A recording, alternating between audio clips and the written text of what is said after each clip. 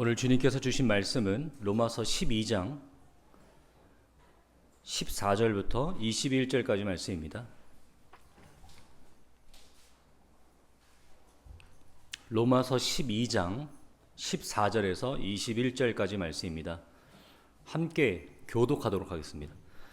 너희를 박해하는 자를 축복하라. 축복하고 저주하지 말라.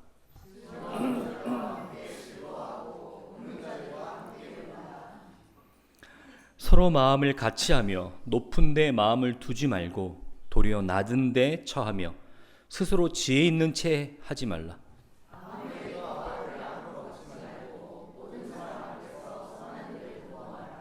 할 수 있거든 너희로서는 모든 사람과 더불어 화목하라.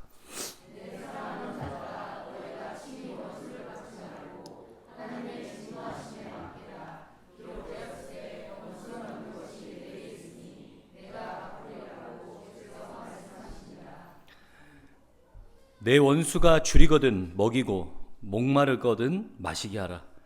그리함으로 내가 숯불을 그 머리에 쌓아 놓으리라. 아멘. 저는 오늘 교회 밖 하나님의 나라라는 제목을 가지고 여러분들과 말씀을 나누려고 합니다. 야심찬 제목입니다. 제목 잘 짓지 않습니까? 제가 인상 깊게 읽었던 동명의 책 제목입니다. 교회 밖 하나님의 나라, 김영석 교수님의 책이었는데요. 우리가 이 제목만 봐도 많은 의미를 담고 있습니다. 제가 찬양 듣는 것을 참 좋아하는데 제가 거르는 찬양이 있습니다. 제가 잘 안 듣는 찬양이 있습니다. 그건 멜로디도 뭐 이런 것도 아니고요. 가사가 너무 서정적인 찬양은 잘 듣지 않습니다. 저는 찬양의 목적이 하나님을 예배하고 경배하는 데 있다고 생각합니다.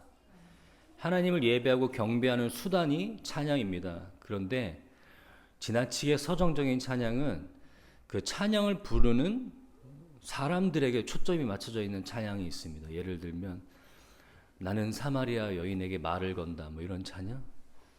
그래서 제가 어느 날 한 찬양을 제목을 보고 이 찬양은 제목만 보고 듣지도 않았습니다. 혹시 그 찬양 아실는지 모르겠는데 공감하시네라는 찬양이에요. 제가 그런 찬양 제목만 딱 보고 이런 찬양은 내가 들을 필요도 없다 이런 생각을 했어요.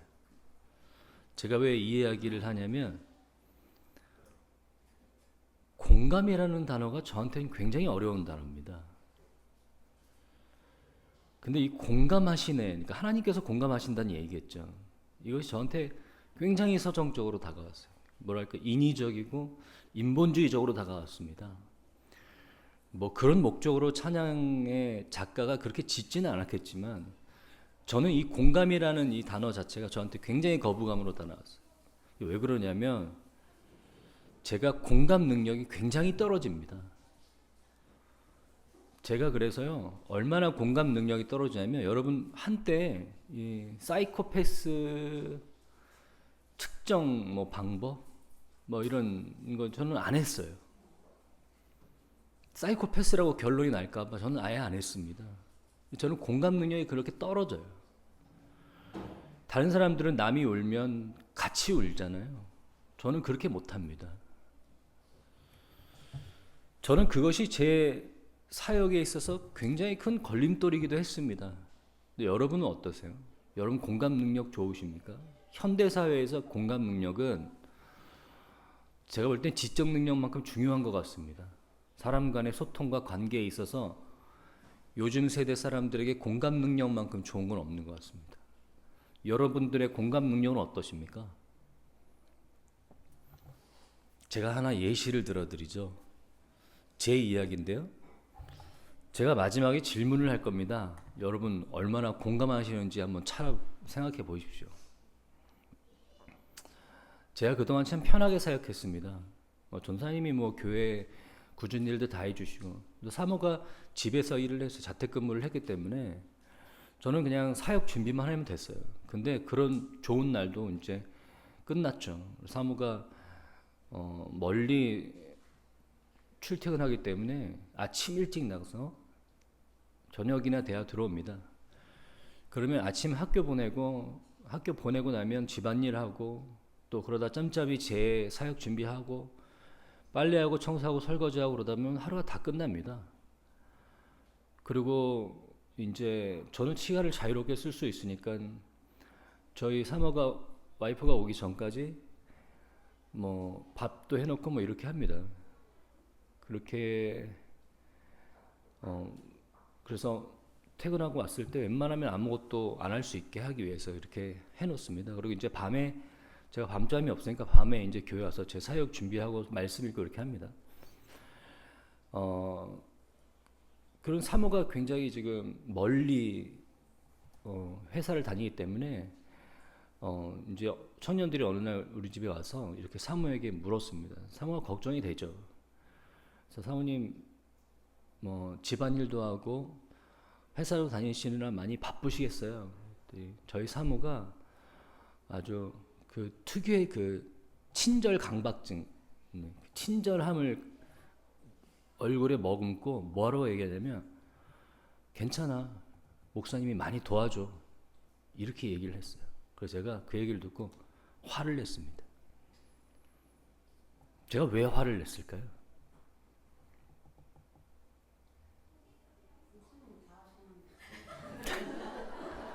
네, 공감 능력이 뛰어나시네요. 도와주긴 뭘 도와줍니까? 제가 다 하고 있는데 도와주는 건 자기가 도와주는 거죠. 그 말에 제가 버럭했습니다. 많이 도와줘? 도와주는 건 당신이 도와주는 거지. 그래서 제가 보란 듯이 주말에는 아무것도 안 합니다. 저는 왜 이 공감 능력에 대해서 여러분들과 말을 나누면서 이 설교를 시작하냐면 오늘 복음을 소유한 크리스찬들이 드디어 이제 교회 밖으로 나갑니다. 그래서 우리가 교회 밖 하나님의 나라라는 말씀을 제목을 가지고 오늘 말씀을 전할 텐데요. 교회 밖에 예배자의 모습은 어떠한가? 교회 밖에 우리들의 모습은 어떠한가? 우리는 진리를 소유하고 수호하는 자의 사명감이 투철합니다.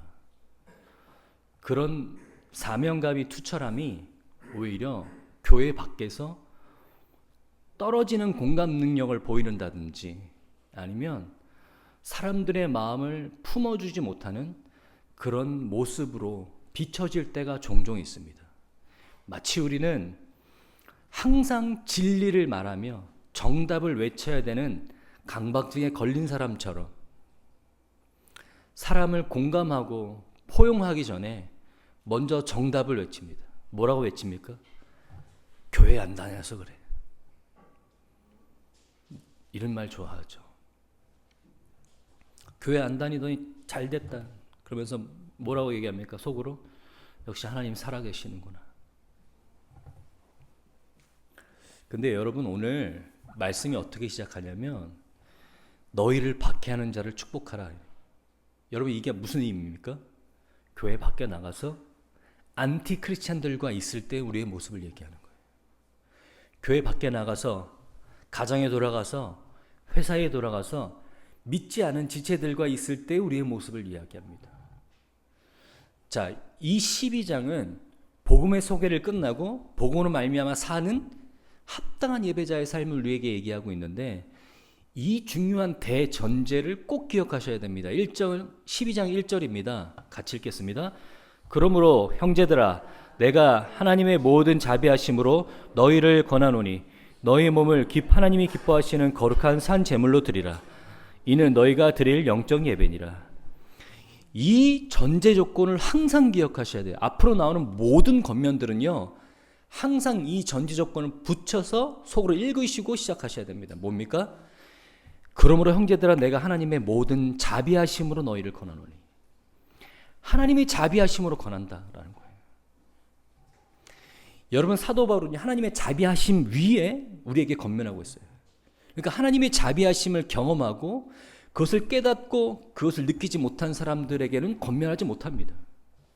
다시 말해서 복음을 소유하고 복음으로 말미암아 하나님의 자녀가 됐으면 마땅히 여러분들은 그 복음으로 말미암아 살아내야 되는데, 첫 번째, 교회 문 밖으로 나가면 그 안티 크리스찬들, 하나님을 믿지 않는 사람들에게 우리는 축복하고 저주하지 말아야 됩니다. 축복하고 저주하지 말아야 돼요. 적극적인 겉면 뒤에 다소 소극적인 겉면을 붙이고 있습니다. 저는 이렇게 해석하고 싶어요. 저주하지 않기 위해서는 축복해야 돼요. 저주하지 않으려면 좀 더 적극적인 겉면을 이뤄내야 돼요. 그러면서 이어서 이렇게 합니다. 즐거워하는 자들과 함께 즐거워하고 우는 자들과 함께 울라. 이걸 한데 모아서 이렇게 표현하죠. 서로 마음을 같이 하며 라고 되어 있어요. 서로 마음을 같이 하라라는 겁니다. 여러분들 이 겉면이 마음에 들지 않죠. 왜냐하면 마음을 같이 하는 자들은 교회 안에 지체들이나 마음을 같이 하죠. 어떻게? 너희를 박해하는 자들. 다시 말해서 믿지 않는 사람들과 어떻게 마음을 같이 합니까? 믿지 않는 사람들과 마음을 같이 하는 게 말이 됩니까? 여러분, 그런데 성경은 이렇게 얘기하고 있습니다. 너희가 교회 문 밖에 나가서 믿지 않은 사람들과 함께 있을 때 그들과 마음을 같이 할 수 있어야 된다라는 거예요. 그들이 아파할 때 같이 아파하고 그들이 기뻐할 때 같이 기뻐할 수 있어야 된다는 겁니다. 여러분, 만약에 여러분 주변에 특히 믿지 않은 사람들, 교회 다니지 않는 사람들 여러분 관계할 수 있습니다. 그죠? 그런데 그 사람들이 어떤 문제로 인해서 기뻐하거나 슬퍼할 때, 아파할 때 먼저 그 마음을 공감하셔야 됩니다. 그 마음을 같이 하셔야 됩니다. 섣불리 정답을 내리려고 하지 마십시오. 진리 안에서 복음을 소유하고 세상을 바라보는 눈이 하나님 안에서 제대로 띄었다 할지라도 먼저 그 마음을 공감하셔야 됩니다. 그 다음에 나중에 그들이 그 진리의 눈을 뜨게 하기 위해서 여러분들이 하나님의 말씀을 전달할 기회가 있을 겁니다. 근데 여러분, 그 마음을 공감하기도 전에, 그 마음이 아프고 기쁘고 슬픈 것들을 알아두기도 전에 먼저 정답을 외치려고 하는 크리스찬들이 너무나 많습니다. 여러분, 그럴 때 차라리 입을 다무십시오. 그냥 같이 오십시오. 저에게 제가 아끼는 동생이, 이종사촌 동생이 있는데요. 그 동생이 동거하다가 결혼을 했어요. 어떤 여자친구가 동거를 하다 결혼을 했는데 오랜 동거 끝에 결혼을 했습니다. 근데 그 친구가 이제 저희 부부와 가깝게 지냈습니다. 종종 와서 이제 마음을 토론하는데요.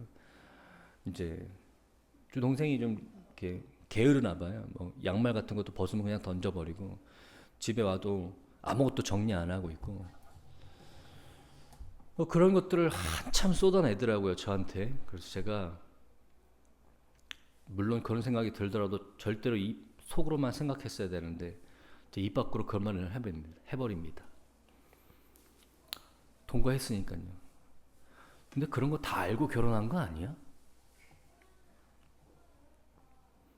이제 그런 말을 해버려요. 제가 그날 저녁에 제 혀를 잘라버리고 싶었어요. 도대체 어쩌면 그렇게 공감 능력이 떨어집니까? 그 와서 자기의 힘듦을 그 남편 때문에 자기 힘듦을 이야기하고 있는 그 사람에게 아니 근데 어차피 그거 다 알고 결혼한 거 아니야? 참 같이 살았으니까 먼저.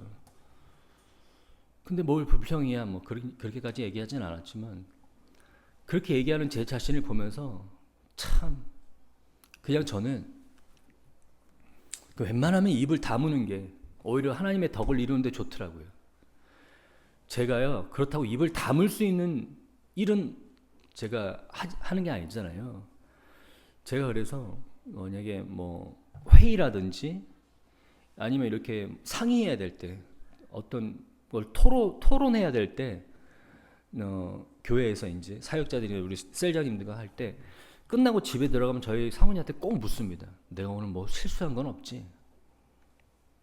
물어봐야 돼요. 제가 안 그러면 제가 잘 몰라요. 근데 여러분 한번 여러분 자신을 되돌아보십시오. 만약에 여러분 누군가 여러분들에게 기대서 그들의 마음을 이야기할 때가 있을 겁니다. 만약에 여러분들이 각자의 삶 속에서 빛과 소금의 역할을 감당해내시면 그러실수록 더욱더 세상 사람들은 여러분들에게 다가와서 그들의 마음을 내려놓으려고 할 것입니다. 여러분이 진정한 크리스찬다운 모습으로 살아낼 때 세상 사람들은 여러분들에게 기대려고 할 것입니다.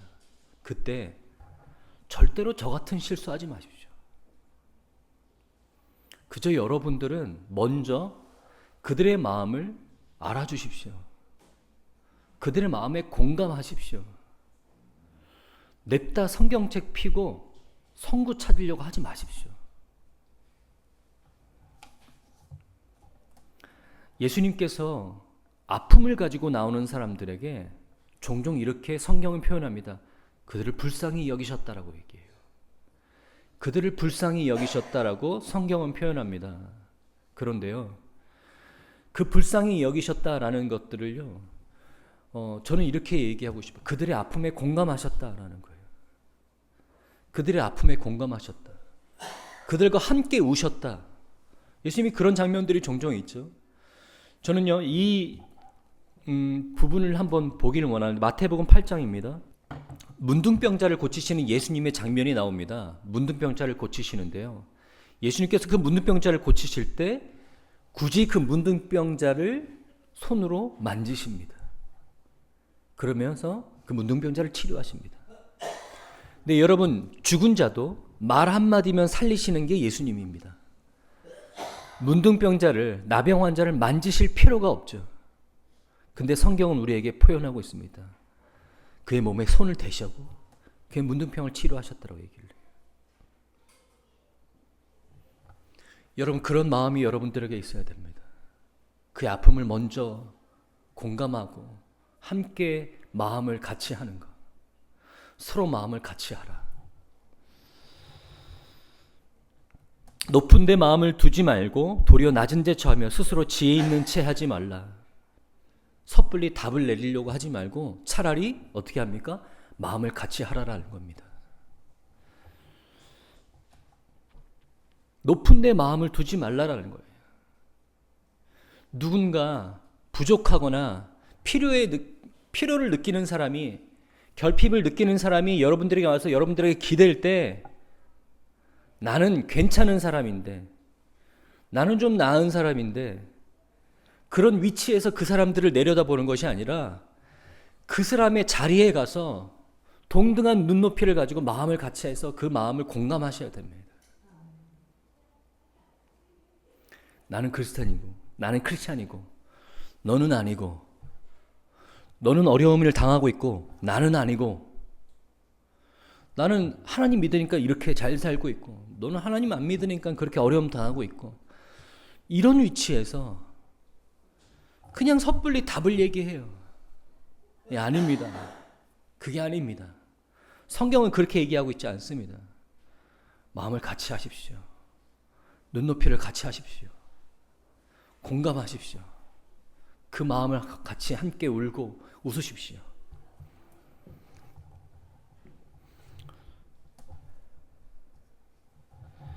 그러면서 이 겉면의 말씀은 더욱더 우리에게 어떻게 적극적으로 이야기하고 있냐면, 악에게 지지 말고 선으로 악을 이기라.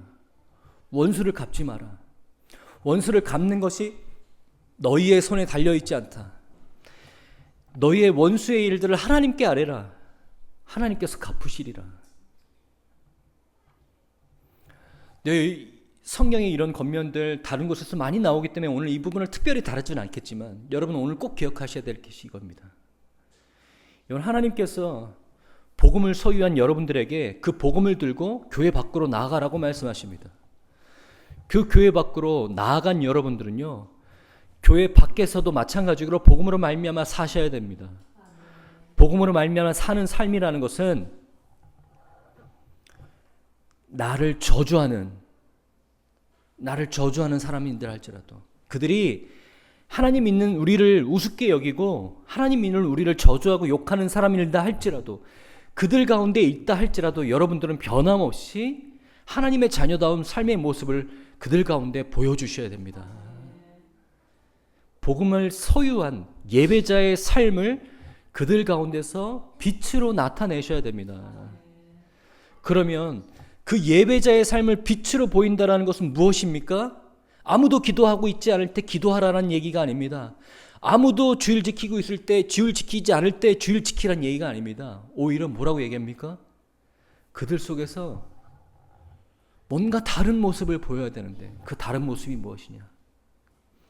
누군가 나를 저주할 때, 누군가 나를 미워할 때, 누군가 나를 공격할 때 그것을 악으로 갚는 것이 아니라 선으로 갚으라. 악을 그래서 선으로 이겨라. 세상은 우리에게 복수하라라고 얘기하고 있지만 복수하지 마라. 오히려 악하게 제하는 자들에게 선으로 갚으라 라고 얘기하는 것입니다. 여러분 크리스찬의 삶의 모습은 이런 것입니다. 크리스찬의 삶의 모습은 이런 것이죠. 맞서 싸우는 게 크리스찬의 삶의 모습이 아닙니다. 우리는 쉽게 그렇게 반응합니다.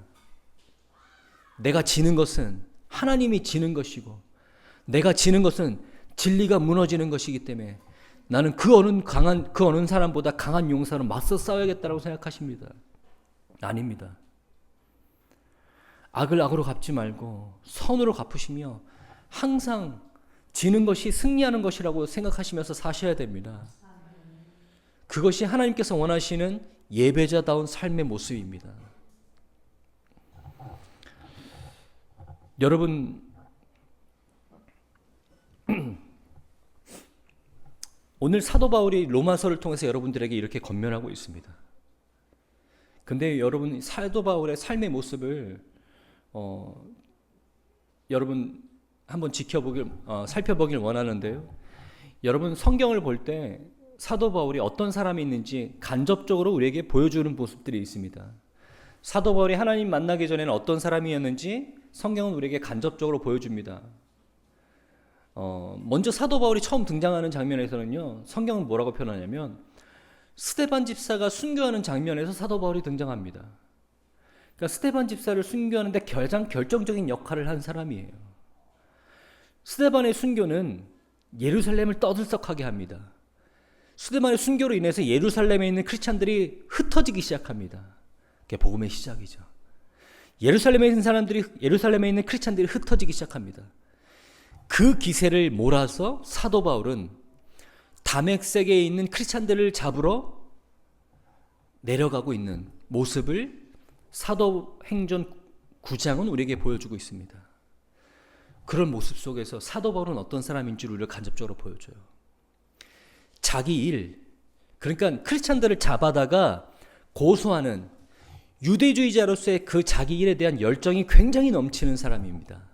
왜 그렇게 설명하느냐? 그의 스펙을 보면 알 수 있어요. 당대에 그 어떤 사람보다 가장 높은 스펙을 가지고 있습니다. 말 그대로 자기가 이룰 수 있는 인간적이고 세상적인 모든 목표들을 열심히 이루면서 사는 사람입니다. 그런 사람들이 뭘 하든 열심히 하죠. 크리스찬 잡아들이는데 사도 바울만큼 열심인 사람 없었어요. 근데 그 사도 바울이 하나님을 만납니다. 그 사도 바울이 하나님을 만나서 바뀌게 되는데요. 여러분 우리가 여기서 우리 신앙생활에서 쉽게 이해하기 좋은 모습이 뭐냐면요.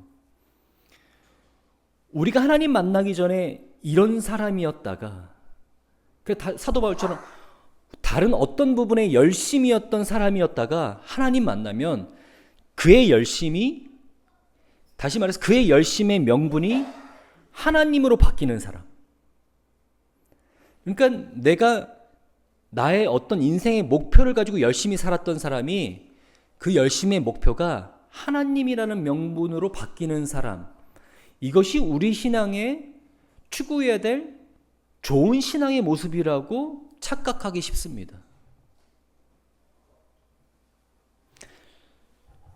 근데 사도 바울은 그렇게 보여주지 않아요, 우리에게. 우리에게 그렇게 보여주고 있지 않습니다. 사도 바울이 마지막에 3차 전도 여행을 끝나고 로마 황제 앞에 고발당해서 잡혀갑니다. 2년 동안 감금당하고 재판 앞에 섰을 때 아그리파 왕 앞에서 사도 바울은 그를 고발하고 그를 감금했던 사람들, 그 로마 황제 앞에서 복음을 전파합니다. 내가 묶여 있는 것 말고는 여러분들도 다 나와 같이 되기를 원한다. 나와 같이 여러분들도 하나님을 알고 복음을 소유한 사람이 되기를 원한다라고 그들을 전도하기 시작합니다. 자, 이것은 굉장히 중요한 의미를 갖고 있습니다. 사도 바울은요, 예수님을 만나고 완벽하게 변했어요. 예수님을 만나고 다른 사람이 됐어요. 이 이야기는 뭐냐면 내가 왼쪽으로 열심을 부리던 사람이 하나님을 만나고 오른쪽으로 열심을 부리는 사람, 그러니까 다른 쪽으로 열심을 부리는 사람, 이런 수준의 모습이 아니라 완전 다른 사람이 됐어요. 뭐예요? 온유함을 부릴 수 있는 사람. 나를 저주하고 나를 고발하는 사람 앞에서도 말씀을 전하고 복음을 전할 수 있는 사람. 누군지도 모르는 사람들에게 빚진 자의 마음을 갖는 사람.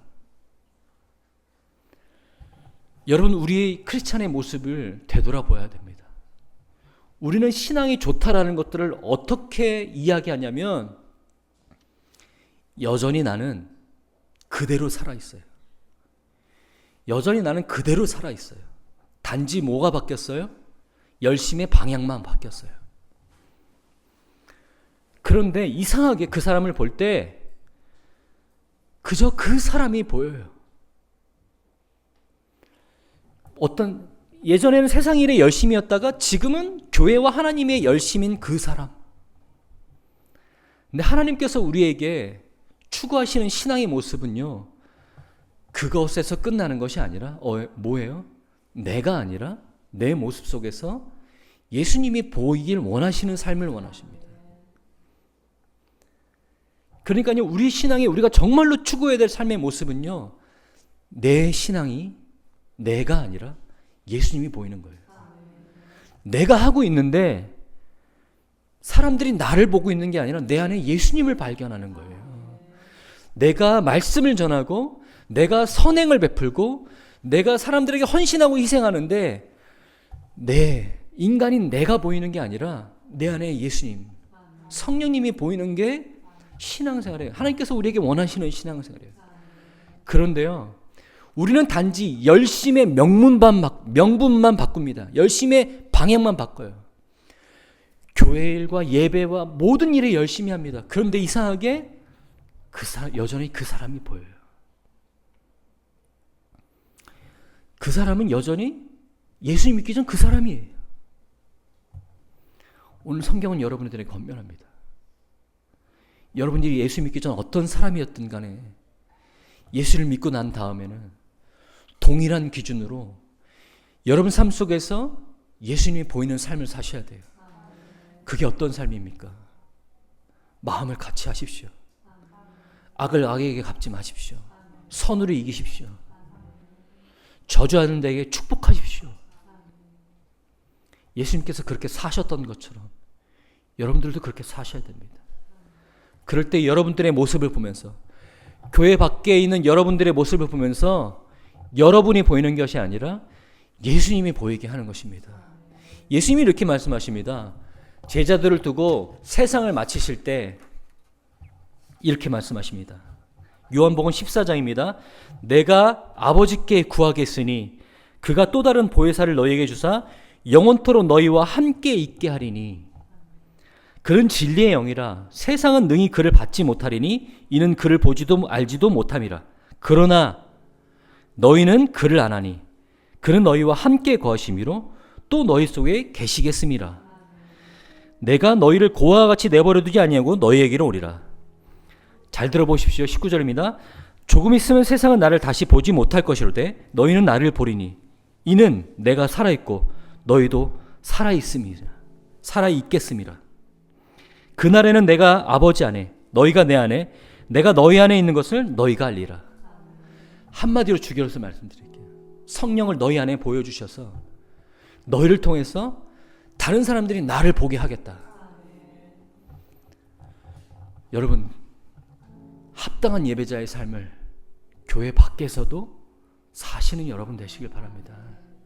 예배 잘 드리는 거, 종교 활동 열심히 하는 거, 교회 일에 목숨 거는 거, 그것도 너무 좋지만 성경이 말하는 하나님께서 원하시는 모습은 여러분의 교회 밖에서 그들은 다른 데서 볼 수 없는, 그들은 찾을 수 없는 그 예수님을 여러분의 모습 속에서 보게 하는 겁니다.